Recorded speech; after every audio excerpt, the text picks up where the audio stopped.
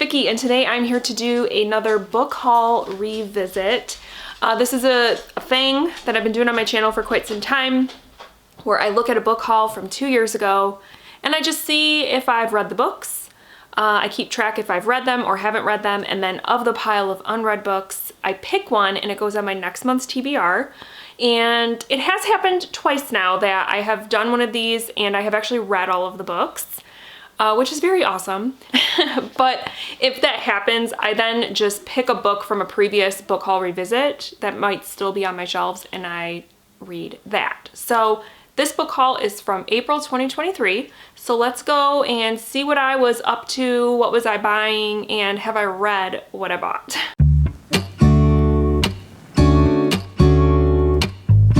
So the first two books that I have to show you are ones that were passed on to me by my grandma. She read them and thought I would want to read them as well. So yeah, I accepted. The first one is Another Brooklyn by Jacqueline Woodson. And Jacqueline Woodson is an author I've read a couple of things from her and have really enjoyed. She's done some middle grade stuff, and I think I've read one book by hers that was for adults, and it was great. This one I believe is also for adults. And it has to do with a woman who runs into an old friend that she sort of like grew up with in Brooklyn in the 1970s, and it sort of brings back all these memories about her and that friend and two other friends, so like the four of them. And it has, like I said, a setting of 1970s Brooklyn and how they were sort of coming of age during that time where there was this sort of innocence and fun about the time period, but also this sort of dark underbelly. And yeah, like to me, this sounds like totally up my alley. Okay, so I did read Another Brooklyn. I don't remember when I read it, but I gave it 4 stars. I really enjoyed it. I feel like I have not been disappointed by Jacqueline Woodson yet, so that's exciting. But yeah, we have one for the red pile right out the gate. And then the other one that she gave me was Finding Me by Viola Davis. This is Viola Davis's memoir. I am a fan of her work. I feel like she's one of those actresses that if she's in the movie, you know that it's gonna be a good movie.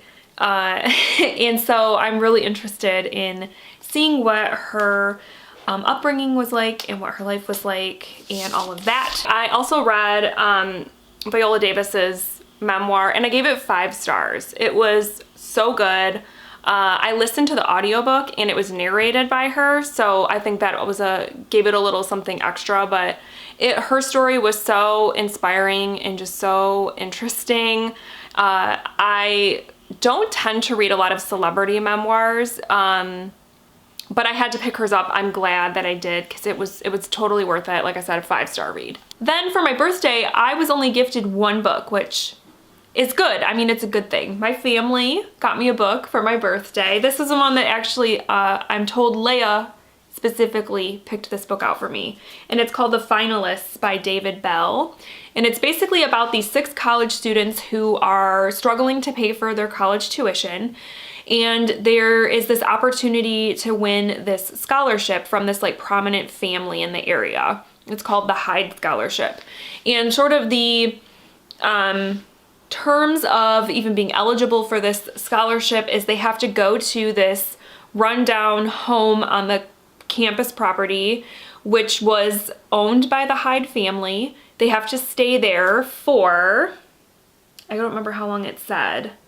They have to stay there, but when they go, they have to surrender all their devices, so they can't have their phones and stuff like that, and they're going to be locked in, and they cannot leave until that particular 8 hours. There you go. They have to stay there for 8 hours. They are not allowed to leave. If they leave, they're disqualified from winning the scholarship. And then of course, one of the 6 people that goes ends up dead. So then they start to worry that they're being picked off, and I don't know what's going on. So I actually tried to read The Finalists. I want to say probably the summer after this book haul, so sometime in the summer of 2023, and I DNF'd it. It just wasn't good at all. The writing was not good. The characters were not interesting. I don't think I even made it halfway through. I feel like it was one of those ones where I read maybe 50 pages and was like, nah dog. So yeah, I DNF'd that one. Don't plan on ever trying to read it again. So I guess this is one for the DNF pile, which doesn't happen very often. But yeah, one for the DNF pile. Then the rest of these books I picked up on my own just because I wanted them. So the first two are new releases that just came out that I knew I wanted to physically own, and I wanted to go buy them when they came out. In the first one, I talked about both of these actually in like my upcoming spring releases video. The first one is House of Cotton by Monica Brashears, and this is, I'm not sure what this is classified as. It seems like it might be like just like suspense, maybe a little thrillery, but it's about a young woman who is just like struggling financially. She's working as like a cashier at a gas station, and she meets this man named Cotton who basically says, hey, I want you to come and be a model for me at my funeral home. And because she needs the money and stuff, she does it, and things just get weird. I did read House of Cotton, and it was like a 3-star read, if I remember correctly. It was weird, and the weirdness was also what sort of made it off-putting to me, if I remember right.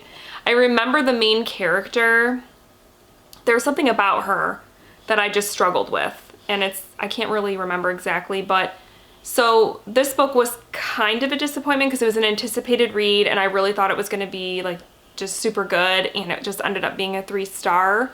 I don't even know if I still have it. I might have even, oh, maybe, I don't know. Maybe I still have it, maybe I don't, but it's one of those ones that definitely I have already sort of forgotten about, so, but it's one for the red pile. And then the other new release that I picked up is Kate Morton's new book, Homecoming, which again, the cover, Kate Morton's covers, whoever designs her covers, they always do such a good job. All of her covers are just stunning. This one, I believe, deals with just in typical Kate Morton fashion, there's 2 timelines going on. There's a present day timeline and then a timeline going on in the 1950s. And in the 1950s timeline, a family was murdered on Christmas Eve.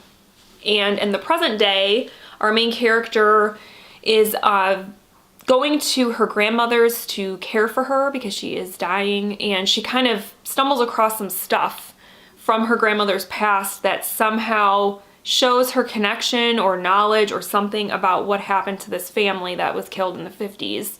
Okay, so I read Homecoming in early 2024, I want to say, and it to date is now my favorite Kate Morton book that I've ever read. I gave it 4.5 stars. I don't know what exactly it was that it just didn't quite get 5 for me, but I remember it just being super, the mystery was super interesting, and like how everything sort of unfolded was really cool. And I liked, you know, just like all of the Kate Morton books, I really liked the back and forth and the 2 timelines and how they sort of all how it all ends up connecting in the end. It was a really good book. Like I said, my favorite one by Kate Morton now. So another one for the red pile. And the next one I have to show you guys is another Joanne Fluke book. I picked up Key Lime Pie Murder. I wanted to do another one of these books. Again, speaking of how I was just talking about the buzzword reading challenge, one of the buzzwords in the next couple months is flavors.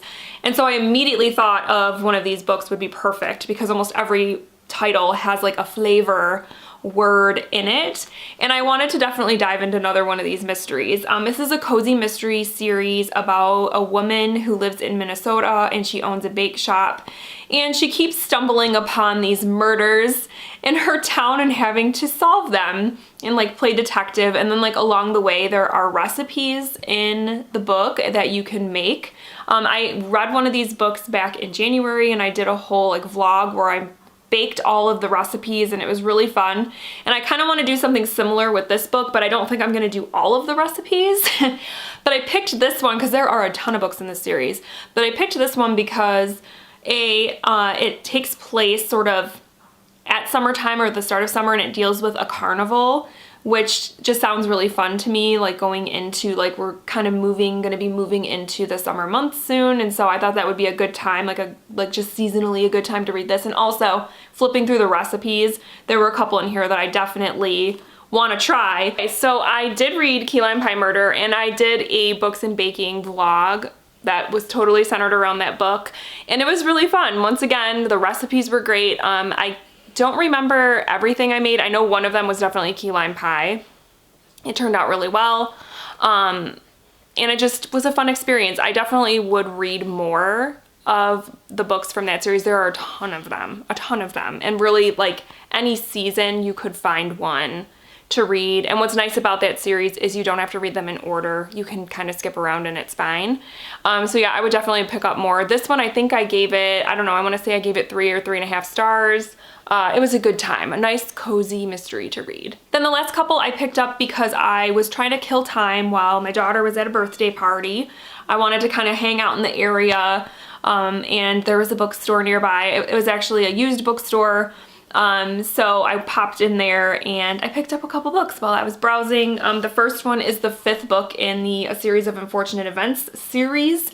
Though we have not read books 3 or 4 yet, I saw the 5th one and thought it was a good price, so I picked it up. So I don't know what this is about, and I don't want to know because I don't want to spoil myself for books 3 and 4 yet. So all I know is this is the 5th book. The kids and I enjoy this series.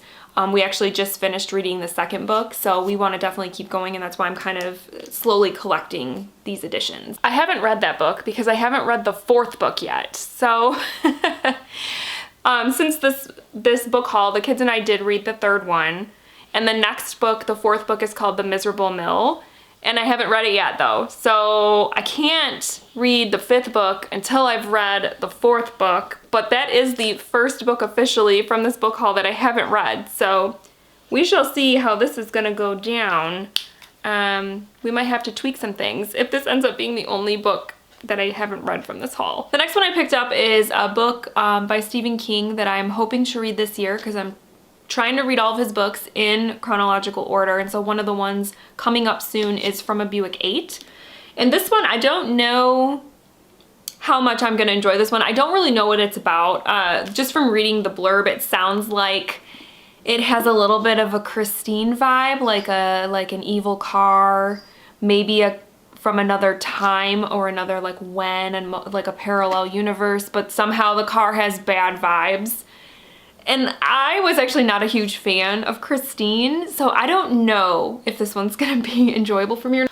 Okay, so I did read From a Buick 8, and it ended up being a 3-star Stephen King book, and I just felt like it was a really boring book. It felt kind of repetitive because it was just like, oh, they find this car, and then oh, something weird happens with the car, and then some time goes by, and then oh, another weird incident happens with the car, and then another, and it's just like, I don't know. I didn't really like it that much. I gave it 3 stars because I guess it was fine, but definitely not one that I will ever reread or anything like that. It was okay. And then the last one that I picked up, and the last one for this haul, is one that I have had on my TBR since I heard about it.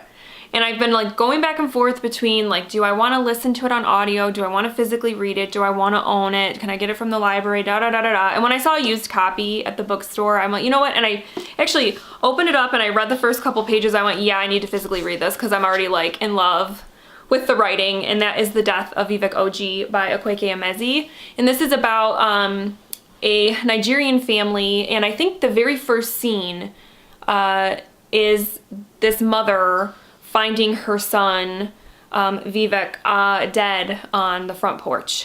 I don't know if you know how he died or what, but then the rest of the book kind of takes you back in time to his childhood, and you sort of see the way that Vivek grew up. And yeah, like I said, the writing has already grabbed me. I finally found it, guys, the last book. The last book I have not read. I have not read The Death of Vivic Oji. But it's definitely one that I still am really interested in. So I guess that means, because I don't want to, obviously, to read the 5th Series of Unfortunate Events books, I would have to read the 4th one first, and I'm just not going to do that. So I'm going to go ahead and read The Death of Vivic Oji, which I am too lazy to get up and go grab it, but because it's the only one, I don't really have a decision to make. It's going to be that one. So yeah, it's going to be going on my May TBR, And yeah, let me know if you have read The Death of Vivic Oji and what you thought of it. If I remember correctly, it's not a very long book, but it packs a punch. So I'm excited to check it out, and I would love to know what you guys thought of it if you read it. And I guess that's it. So I hope you guys enjoyed this video, and I will chat with you soon. Thank you so much for watching. Bye.